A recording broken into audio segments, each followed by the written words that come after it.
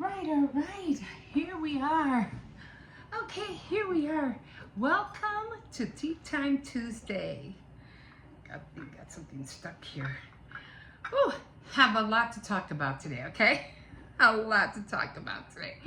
So I did finally end up finishing, as you know, Napoli in Love. Now I'm going to try to go a little bit faster with my books.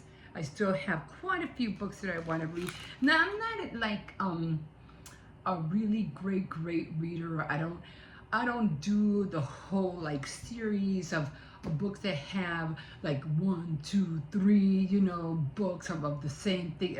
No, I just grab books that I get from Dollar Tree, or books that I see from those little mini libraries that they have outside the schools, or people have them outside their houses, and they're for free. So why am I going to spend money on a book, very expensive books, when I'm probably just going to read them once and I don't save them. I just read them once and I give them away, or they go right back to wherever I got them from, the school or whatever.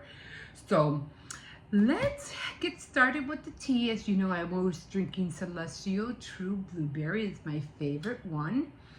So we're gonna start pouring some tea in here. It's nice and piping hot. So let's get on with the book. So what happened with this book, as you know, it's where we left off was where Miriam, was it Miriam? No. When Serena was trying to get her claws on Jake by letting him know that Christopher was his son.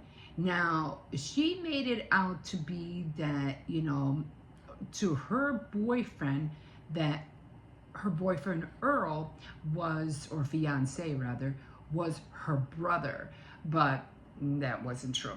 So it ended up happening that she was trying to get Jake, kind of like the last straw to put the nail on the coffin. I got you now. I got you now. Because now you know that Christopher is your son. So now you're just going to have to forget about Venus and be with me, But that didn't happen. So let's go a little bit after that. So as you know, Venus had a friend. She's a florist. Venus is a florist. She has a place, and she has, who was it? Travell, I think Travell and Vince, who are her helpers. Okay, so they're always helping her put bouquets together, and she takes them to wherever they need to be. So she ended up taking, of course, a bouquet of flowers, and they were going to go to the hotel to, I think it was to Ben. It was to Ben.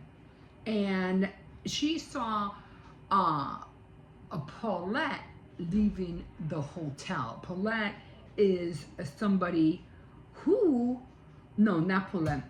It was, what was it? I had to write it down because I didn't want, to be confused. No, it was Jeanette. So Jeanette ended up leaving the hotel, and when Venus was taking with the flowers up to the bouquet, she saw her leaving the hotel where Ben was at. And of course, you're putting two together. And she's like, how can you do this to Miriam? She loves you. You guys are renewing your vows. You're supposed to be a second chance at life, whatever. And because I think I mentioned before that Miriam didn't care whether he was having an affair. She just wanted to get married and just start all over. But the only problem with that was that Jeanette was got pregnant. So at the wedding, when they were just about to get married, Jeanette storms in. Not even storms in. She's in her car, and she literally she's driving. I think this was an outdoor venue. She drives and she literally hits Ben, and he falls, You know, he has blood all over his head and stuff, and she's yelling, you were supposed to, you know, leave her, you were supposed to be with me, and blah, blah, blah, and it was whole fiasco. And Miriam, she was like trying to hold his head because he was bleeding and blah, blah, blah. And so because Jeanette was like, you know, telling what she heard, she just dropped his head and just left. Like, I'm done. You know, I'm not going through this. So, you know, that whole thing happened with that situation between Mary and Jeanette and Ben. That was okay. So then after that, it was Travell and Vince. They were like at the, what do you call it? They were I mean, even when that happened, because Jake and Venus were there, Jake ended up, you know, telling Venus, let's just get out of here. This was a fiasco. Let's just get out of here. So, who do you call it? Serena comes back into the picture, and Jake did go to see his son. He did realize it was his son. He had the same features and everything like that.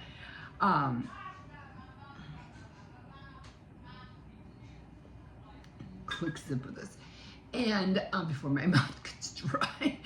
So it so happens that he finally is convinced, and then he brings home Christopher to the house, and Venus comes in, and Paulette, her mom, is like, you got company, you know. So she goes to the kitchen. She's seeing Maya playing with Chris and Jake, and then she goes like, what is this? What's going on?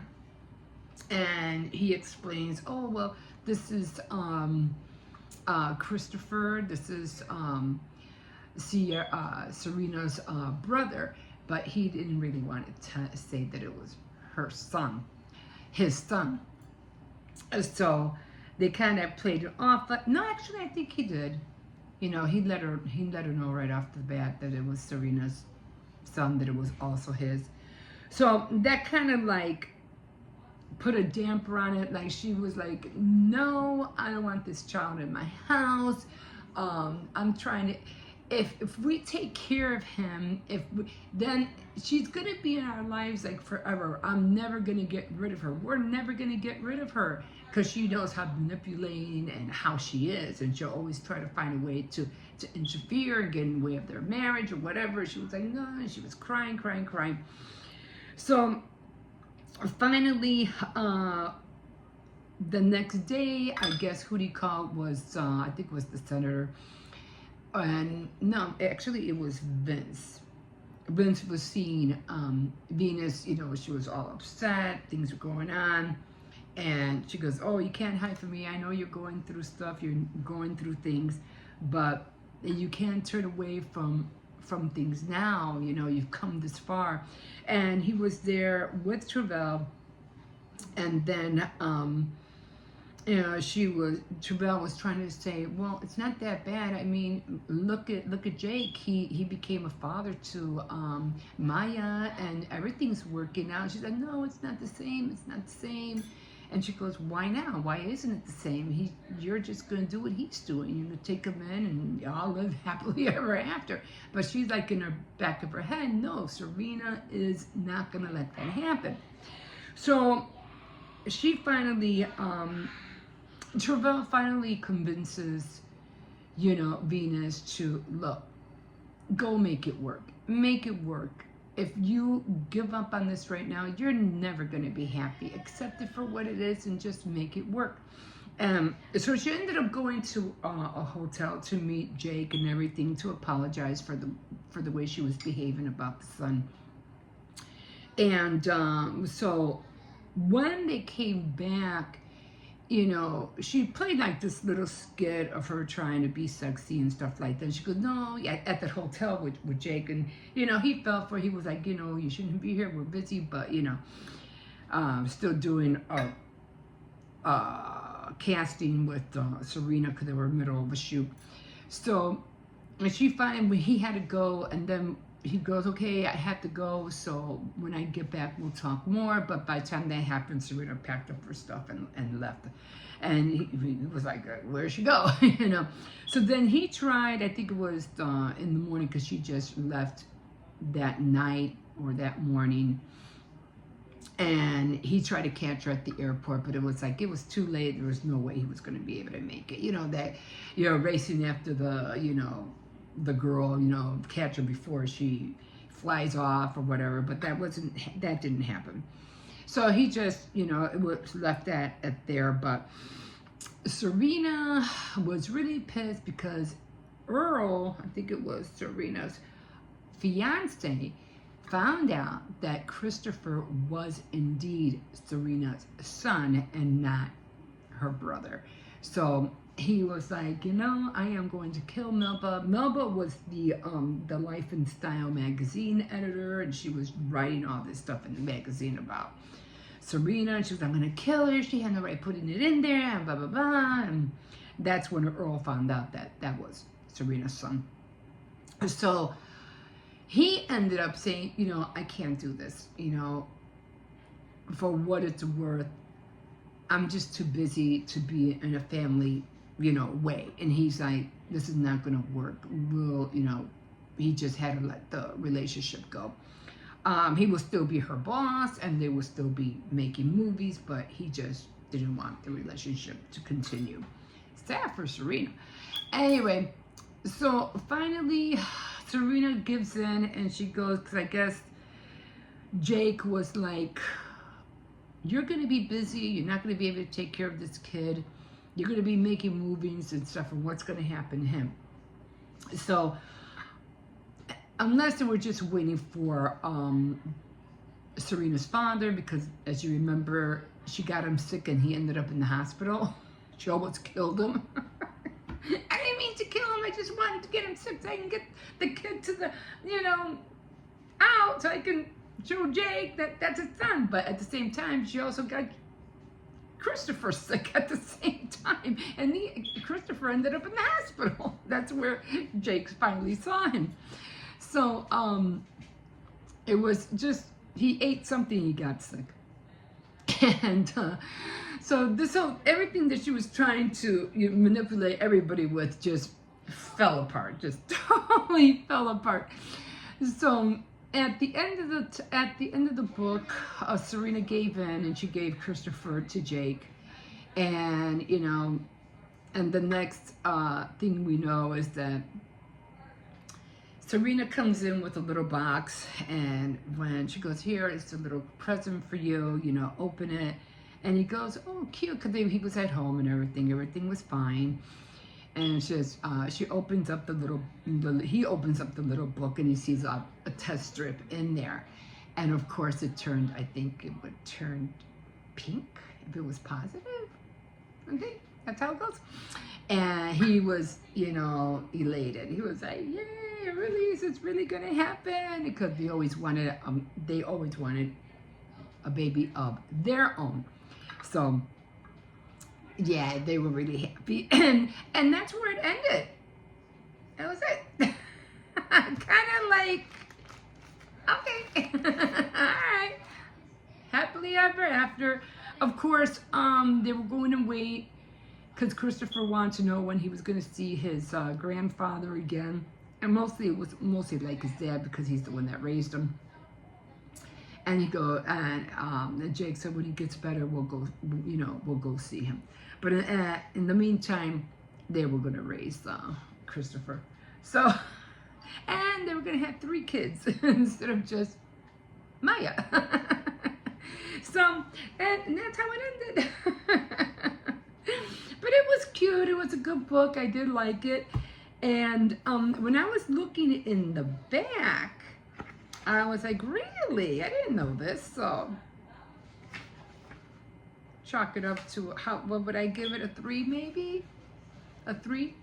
I'll do that. I'll give it a 3-star. Trisha R. Thomas was the author. And she was saying that her debut novel, Nappily Ever After, is now on Netflix. a Netflix movie. And I was like, really? I was like, I'm going to look into that. I'm going to look on Netflix and see if I could find it. If not, because I don't know when this came out. It must have been like, I don't know. I don't know if it says the year. Usually it says when it came out. And if that, you know, movie is still on Netflix, which I kind of probably isn't. I don't see a date on here, so I don't know. So I'm not gonna look for it. It'll take too long for me to try to look for it. Anyway, so that was the book. I finally finished it. Yay! Yay! Okay, so I just wanted to show you some cookies that I have, some little treats that I have here. These are really good. I think I've shown you guys these before. These are so good. They're kind of like maple for the fall season. And then they have these. Oh my God, I used to buy these all the time. I used to eat these like crazy because they have like that cinnamon spice taste to it. And I got these at Aldi's, and this is how they look like. And I always did like them because I was like, one time I bought them and I was so upset because they didn't have the almonds in the back, but these do. And they're very, very, very good. And I didn't know, but Aldi's is a German store. It's produced and made in Germany. Oh, these are really, really good, like really good cookies. Let's dip it in here. I just love that spice flavor. I really do. Okay. I think I had mentioned that I got this one through the mail and I was going to read this one first. After Napoli in Love. But this is more like a journal, like a journaling kind of book. So I said, nah, I'm not gonna, I'll leave this one for another time. Plus it wasn't really in my, what do you call it? In my arsenal of books of what I really wanted to read. So I said, nah, I'll read this once in a while. But the book that I really wanted to read and I couldn't wait to get into this was my Korean deli. Already I love it. I'm like, oh my God, I'm already like right there. I already read all of that. And so I still got a bit to go. And the letters are small. They're not that, you know, they're not that big. So hopefully I'll try to read it faster than this one. Actually, I think the letters are, yeah, it's a little bit more smaller. So this is the book I'm reading now. So I can't wait to read a little bit more of this tonight. And we have also something that I have, and I think I showed everybody else. I was really happy to see it. So I went to Aldi's. I just had a little tea here. I know you can't see it much because I have all this here. I'll try to put my tripod somewhere over there. If I do it in the kitchen, I'll get the big one. Anyway, now you can't see my head. Okay, so anyway. So I went to Aldi's and I found this. And I was so happy to see this. I was like, oh my God. I was like, I can't wait. So when I opened it, because I was really like, I really want to open this. And you know me, I like tea. I said, I really want to see how it looks like inside. I can't wait until December 1st. So it's a tea Avidin calendar.